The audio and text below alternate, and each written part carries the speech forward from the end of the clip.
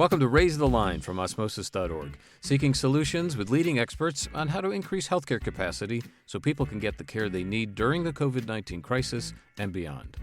In this special episode, we'll be talking to one of the winners of the 2020 Osmosis Raise the Line Faculty Awards.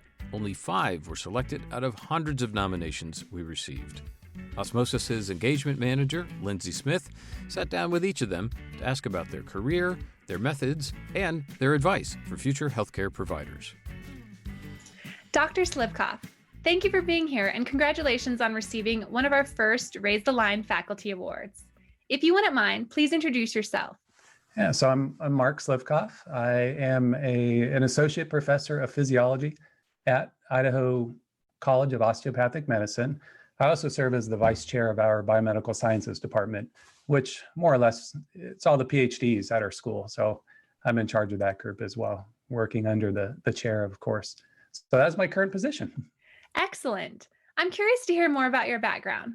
What got you started in teaching? Well, the education part was pretty linear up through graduation from undergrad. So I was born in Anaheim, California, and then, did the linear path all the way to the University of California at Riverside. And I received my bachelor's of biology from the university there. And then I didn't really know what to do. I took the default pathway for someone with a science mind, and I applied to medical school. Fortunately, that did not happen. So I was forced to take a year off. And during this year, I decided to sell everything, including my car. I quit my job, same job I had all the way through college and high school, as a matter of fact. And I took myself to Africa.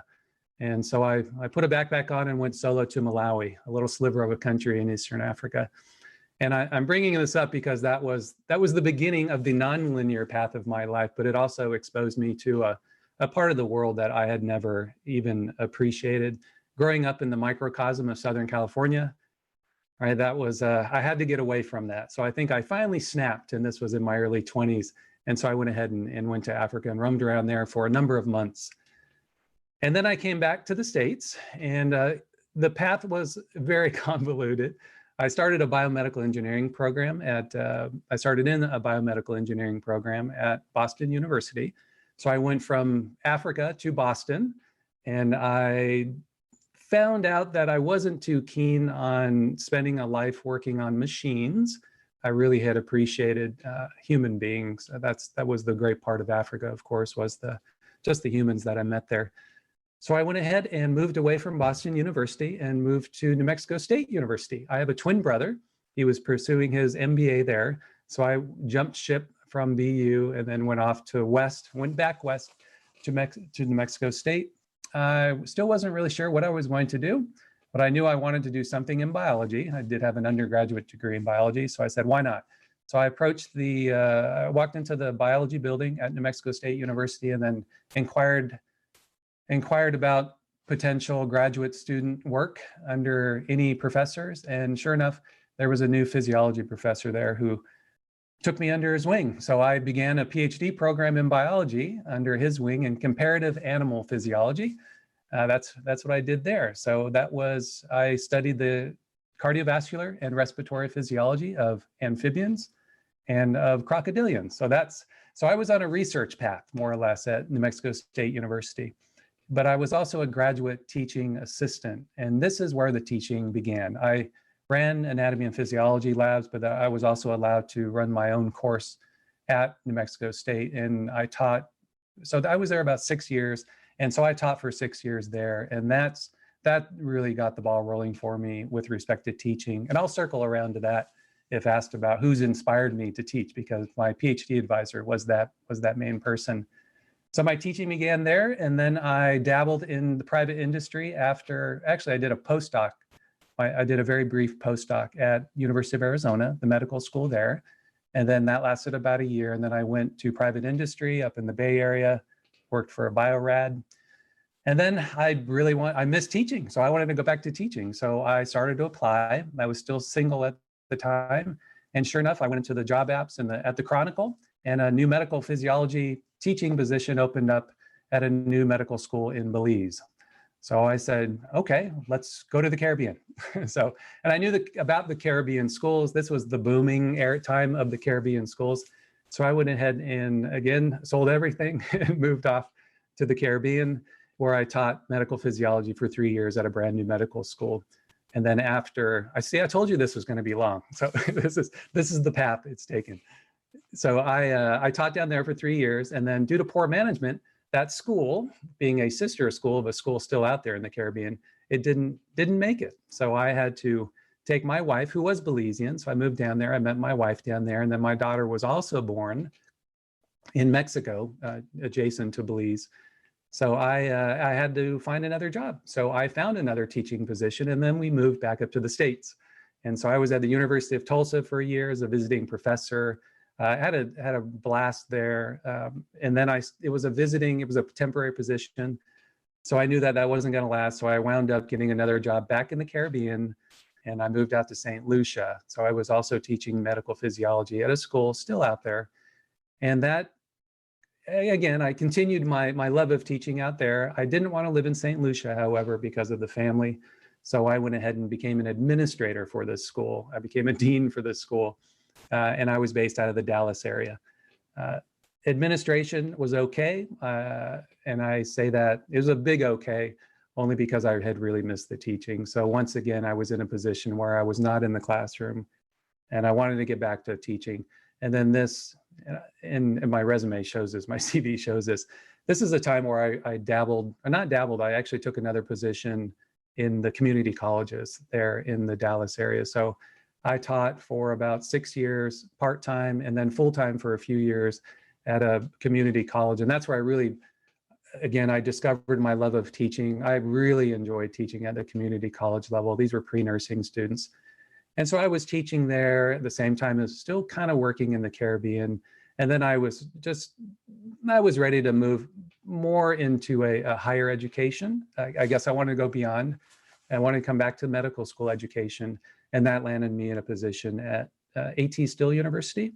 So I didn't know much about osteopathic medicine. And this was in 2014, where I made the jump to an osteopathic school. I was there for about 4 years teaching physiology again. And then an opportunity came up at a new medical school in Idaho. That is ICOM, our school now. And I had the opportunity to help start the program and start the curriculum and teach a lot in the new program, and that is where I have been for 3 years. So I've taught at all different levels, not high school, not elementary school. I don't know, that would be a tough one for me. But I've just been exposed to a number, hundreds, if not thousands of students over the years at various different programs. And that's it. And here we are 20 years later from getting my PhD, and I'm still in the same business. So it's a long story, and there's a lot of different twists and turns, but it all has centered around my love of educating.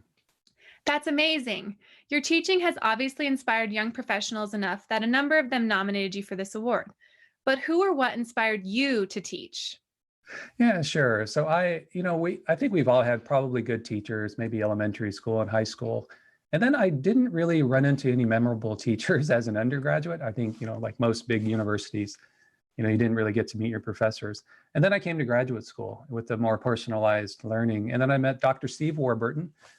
So he was my PhD advisor, and I watched him lecture, just a normal human physiology course, but watching him lecture and whittle down such complex material into simplistic words, but then using a lot of fun in the process. He was very funny in front of lecture, and the students adored him. And I just watched the way he did it, and he really began to inspire me to become, I think, who I am today as an instructor. Very personal individual. And then just, like I said, funny, and taking such complex material and making it relatively simple to learn. So I give major kudos to Steve for starting me on that path. Along the way, of course, I've met hundreds, as I mentioned, hundreds, if not thousands of students. So they definitely light the fire for me as the years go on here. They have, again, with their feedback, constructive feedback, positive and negative, all of their feedback really keeps me going in this field. So that continues to inspire me. Now on the what part of that, those are the who's. The what, I would turn to the field itself. So physiology, I still absolutely adore physiology. It's just a field you can't learn, and so I feel it from the medical students because they're learning physiology very quickly over the first 2 years, and even if they had it as an undergrad, it's just a field you can't grasp. So even after 20 years or so, or over 25 years now of learning it, I'm still absolutely intrigued by it. So I still like to pick up books and read all about physiology, and I like to profess it. I think it's a wonderful field to sit in between of all the disciplines that we do cover in medical school. And so, yeah, that does not help that I'm actually, or that is a huge help in that what I do, and that the material that I'm actually talking about is just a brilliant material. I love it. So, in order to win this award, you had to receive a lot of nominations and testimonials from students and colleagues. Now, I'm going to read you one, and you tell me what you think. Mark is incredibly kind, personable, and willing to help, and frequently volunteers to talk with team members and customer prospects about his experience using Osmosis to support teaching and learning.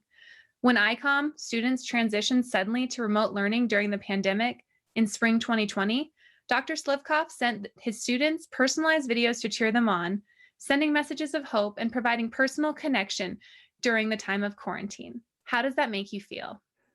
Well, it captures exactly what I was trying to do.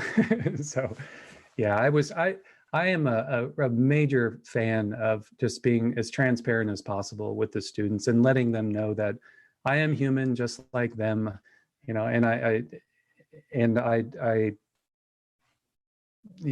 trying to think a better way to say this, in that I always want to try to connect with the students on any level that we can possibly connect at. So I have a background. It's not a silver spoon background. I'm from a divorced family. My father died of alcoholism.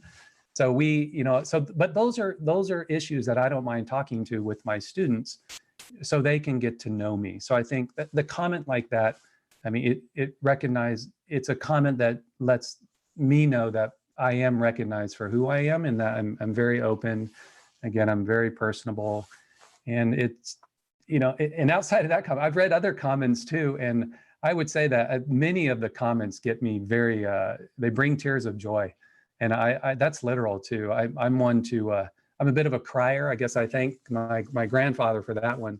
But I've received so many warm comments, including that one, that just truly show how appreciative they are of me opening my heart, my life up to the students, and especially during the quarantine. In that, like I said, I'm real, I'm human, I'm out here, I'm going through the same thing, but you can do this. So I'm a big fan of students, despite the fact that whatever their struggles might be, that they can learn this material, and they can hopefully become really, really good doctors out there. So I know that was a bit of a whirlwind of an answer there, but again, that was just one response. Again, we did a big survey with Osmosis, as a matter of fact, and we captured hundreds of comments, and it was extraordinary what the students would say about me. And I still get just the best emails that really, again, light the fire for my teaching.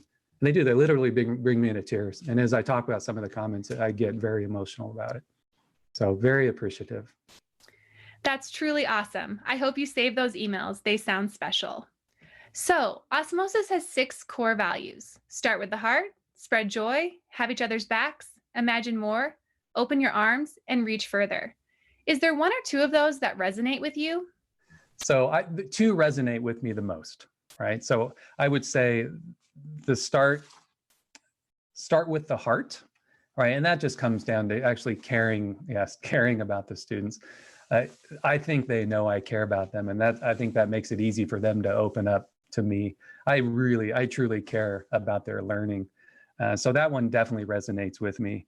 And then with another one, all of them resonate with me, I believe. But then the other one, with respect to opening your arms, so we welcome all learners, and I can't emphasize that enough. As you know, we interview for new students coming to the university, and we recognize just all the different types of students that enter medical school, and from all different parts of life, all different parts of the world, all flavors of students. I've had the opportunity to meet all different, such a huge diversity of students as well. So that one I'm reading is, that is embracing the diversity that we could possibly build at many of our institutions here. So that's a big one for me as well.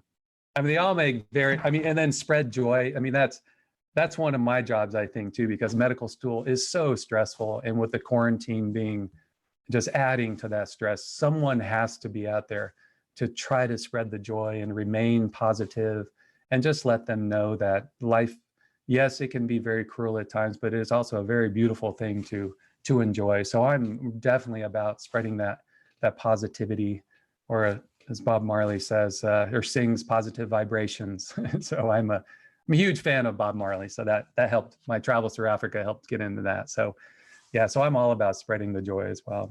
They all resonate very, very clearly, which is why we're partnering with you, as you probably know. So I'm a big fan. COVID has brought everyone some unique challenges, to say the least. What has your experience been like? What have you learned, and how have you overcome these challenges? The pandemic began after I finished almost my final physiology lecture in respiratory physiology. So this is very complicated material.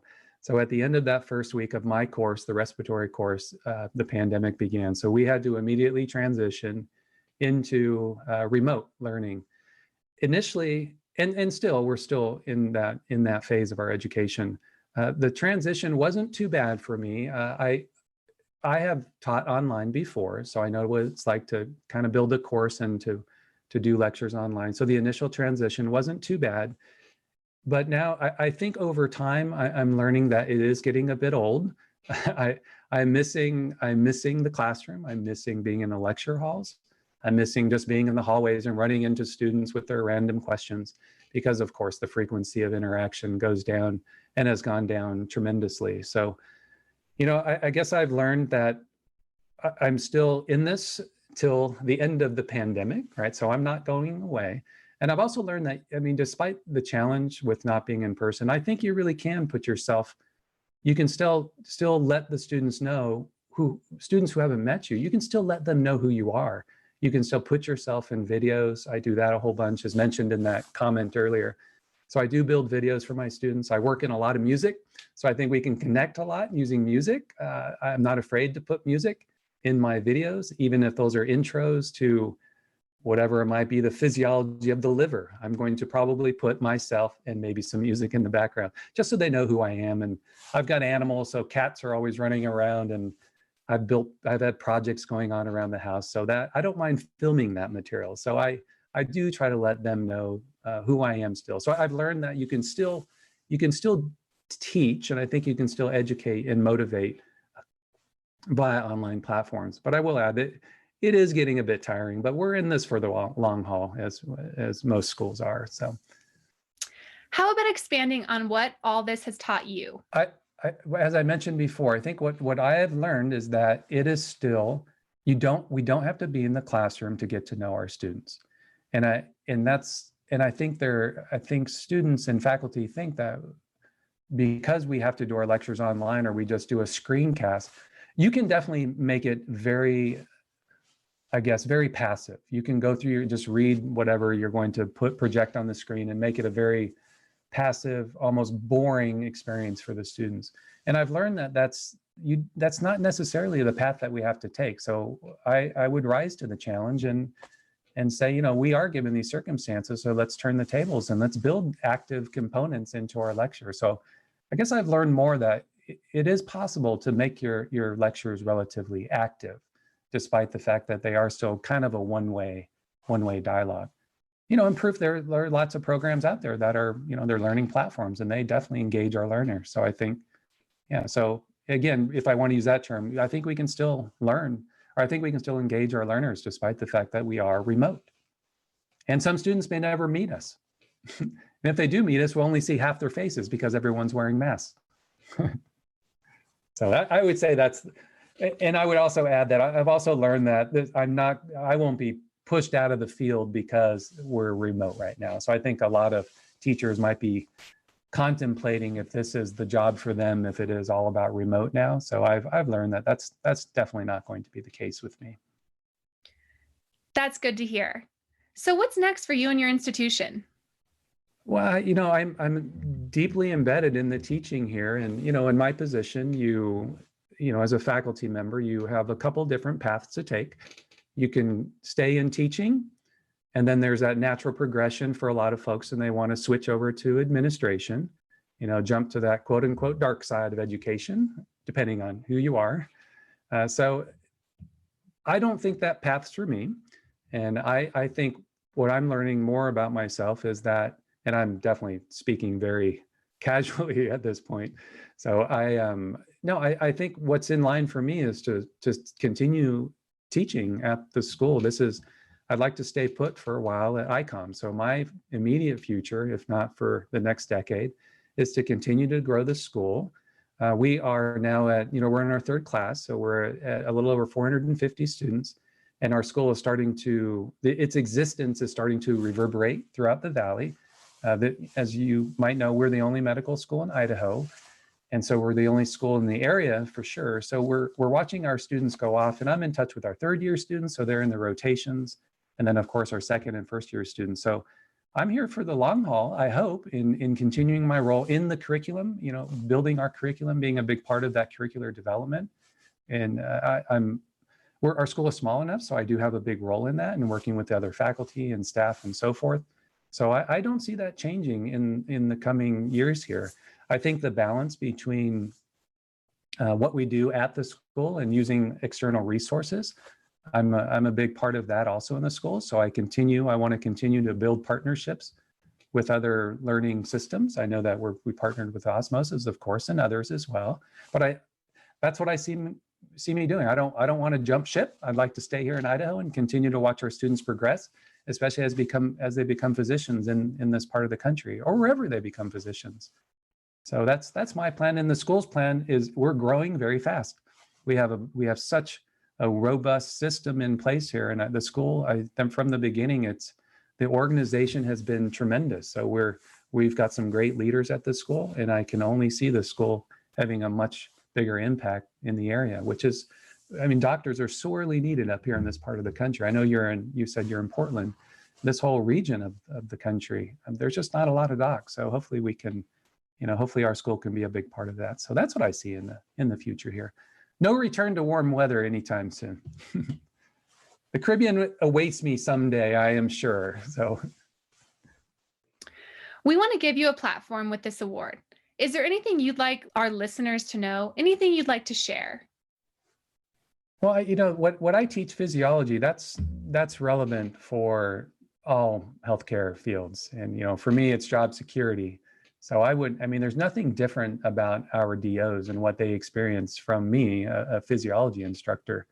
All the resources are the same. They still have to go through the same board exams, of course. So from that perspective, it's all going to be the same concepts thrown at them. Yeah, that's a pretty loaded question. I don't really specifically have any gaps to cover or anything that the audience might not know about DOs. I am happy to see. I know that our dean was interviewed by Osmosis as well. And I know that osteopathic medicine per se is getting much more attention, and mainly with its focus on primary care. So I'm not a clinician, albeit I definitely can appreciate the fact that these schools are definitely geared towards getting our students into positions where they can help a lot of people who need the help at that front line of medicine, and that is in primary care and not in those specialties. So again, if I can give them the working knowledge so they understand what they're seeing out there in the world, of course I have to, we say we don't teach to the boards, but we know that's the bottleneck. So I have to make sure that they're doing really well on the boards. And then after the fact, I want to make sure that they remember some of that material that I once told them about. So I think that's what I have to add here. Nothing extraordinary, no new findings on my part. What advice would you give your students, or any students really, who are just now entering the medical field? Yeah, I mentioned this earlier about just the positivity. I think, and even outside the pandemic, I think that in their role, they have to be a shining light. They really do need to be spreaders of positivity in whichever way that could be. I think they need to be really good teachers and explainers and good communicators. So I hope that they do, and I think they get the training, and a lot of them come to medical school as great communicators anyway. So I think communicating that positivity, and of course, the science behind whatever they're discussing with their patients is of utmost importance. And I also think it's important that they remain humble. I don't want their degrees to be a substitute for that humility. The degree is only a degree. It just means you know something a bit more than someone else. It doesn't make you a better person at all. There's no need to use the doctor for everyone you meet. Just say, my name is Mark. I'm Mark. Of course, there's contexts where we use that differently, but I don't want them to think that just because they've attained a degree that makes them superior in some way to anyone around them. So I think staying humble and spreading that positivity is of utmost importance. And again, keeping the communication alive with everyone around them. So to close this, is there anyone you would like to thank? Peers, students, maybe the Idaho College of Osteopathic Medicine? Yeah, oh, absolutely. Yeah. So I've been at many schools, but this experience at ICOM has really been my best experience. So I really feel like I'm almost at the pinnacle in my career right now. And I do appreciate Dr. Luke Mortensen. He's the one who hired me, more or less. I interviewed with him to make that transition from A.T. Still University to ICOM. That was a big move for me and a big move for my family. And I appreciate that he wanted me up here. And so we went ahead and, and I took the chance, and it's worked out tremendously. And so Dr. Mortensen, he's an amazing figure. He's been a very good mentor for me up here at the school. So I thank him. And then, of course, all my teaching colleagues. We have a great group up here in Idaho. Now, teaching colleagues, including the PhDs, the MDs, the DOs, who all teach alongside of me. And then our leadership. I couldn't ask for a better leadership. Usually there can be a very big divide between leadership and the faculty. We don't really have that here. So I really appreciate all that they've done for me in allowing me to do what I do best, to teach, and to give me the opportunity and the flexibility to try out different products and try out different methods as we progress into the future. And then, of course, there's all the staff. The staff are awesome up here, and that's IT, and then all our curricular folks. They have helped me, or they facilitate my teaching tremendously. So I definitely appreciate all of them at the school as well. And then, of course, the students. And so those students who do speak up, write the emails, or give us feedback, give me feedback, give the curriculum feedback, however which way that they're communicating with us, I greatly appreciate and thank them for sure. And I throw them out surveys randomly, and they usually just jump and do surveys for me. So that is so appreciative for me to get feedback. So with that, and so those are the big thank yous right there. So absolutely, everyone's centered around my current existence up here in Idaho. Thank you so much, Mark.